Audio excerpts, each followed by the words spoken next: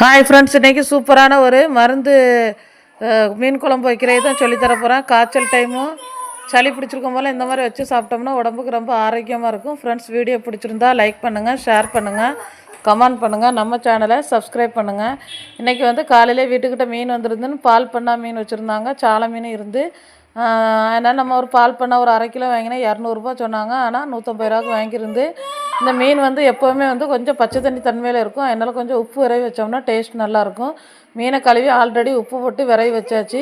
இப்போ அந்த கறிக்கு தேவையான நல்ல மிளகு, சுக்கு, பெருஞ்சீரகம், கசகசா, கடுகு, ஓமம், சதக்குப்பை எல்லாமே ஜீரகம் எல்லாம் போட்டு நம்ம கொஞ்சமாக வறுத்துக்கிடலாம். லைட்டாட்டு கறியாமல் விரப்பினா தான் அது பொடி பண்ணி மசாலா கூட போட கரெக்டாக இருக்கும்.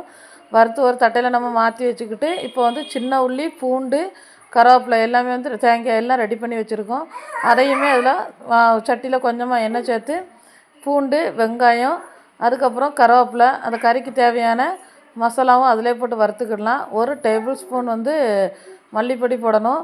1 ஸ்பூன் சின்ன ஸ்பூனுக்கு வந்து 1 ஸ்பூன் வத்தல், 1/2 ஸ்பூனு மஞ்சள், இவ்வளோ தான் அந்த மசாலா எல்லாமே போட்டு அந்த மசாலாயும் நல்ல மசாலாவுக்கு கூட எல்லாம் பச்சை வாசம் போன பிறகு அடுப்பு அணைச்சிட்டு அந்த நமக்கு திரி வச்சுருந்த தேங்காய் அதில் போட்டு லைட்டாக விரப்பி வச்சா போதும், தீ பத்தாண்டா. அதுக்கு முன்னாடி நம்ம வந்து வறுத்து வச்சு அந்த நல்ல மிளகு, ஜீரகம் எல்லாத்தையுமே ஜாரில் போட்டு நல்லா பொடி பண்ணிக்கிடலாம். அது பொடி பண்ணிகிட்டு இருக்கும்போது இந்த வறுத்து வச்சு தேங்காய் எல்லாம் வந்து ஆறிடும். இதையும் போட்டு நல்லா மையாக அரைச்சிக்கிடணும். குறான்னு அரைச்சா டேஸ்ட் நல்லா இருக்காது. மை போல் அரைச்சி அதையும் வந்து ஆல்ரெடி மீனை கழுவி வச்சுருக்கோம். சட்டியில் மசாலா அவ்வளோத்தையும் ஊற்றிக்கிடலாம். உப்பு விரைவி வச்ச மீனை நல்லா கழுவிக்கிடணும். அந்த உப்பொடி போடக்கூடாது.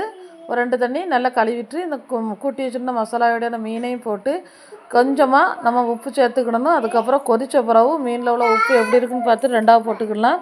இப்போ கொஞ்சமாக உப்பு சேர்த்து அதையுமே நம்ம வந்து அரைச்சி சட்டியில் ஊற்றி கொதிக்க வச்சாச்சு.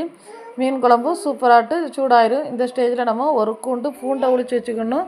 ஒரு பச்சை மிளகா, ஒரு 2 கொத்து கருவேப்பிலையும் போட்டு அந்த குழம்போடு கொதிக்க வச்சிடலாம். கொதிக்க வச்சா டேஸ்ட்டு சூப்பராக இருக்கும். இது வந்து ஜலதோஷம், தலைவலி, மழை டைம்லலாம் உடம்பு சீனமாக இருக்கும் போதெல்லாம் இந்த மாதிரி வச்சு சாப்பிட்டோம்னா உடம்புக்கு நல்லா ஆரோக்கியமாட்டு இருக்கும். வயிற்றுக்குமே நல்லா ஆசுவாசமாக இருக்கும். ஃப்ரெண்ட்ஸ், உங்களுக்கு இந்த வீடியோ பிடிச்சிருந்தா லைக் பண்ணுங்கள், ஷேர் பண்ணுங்கள், கமெண்ட் பண்ணுங்கள், நம்ம சேனலை சப்ஸ்கிரைப் பண்ணுங்கள். மீனை குழம்பெல்லாம் கூட்டி மீனையும் கழுவி அதில் போட்டு அடுப்பில் வச்சு கொதிக்க வச்சாச்சு. ஒரு சூப்பரான ஓமக்கடுவு மீன் கறி ரெடி ஆகிட்டு வீட்டில்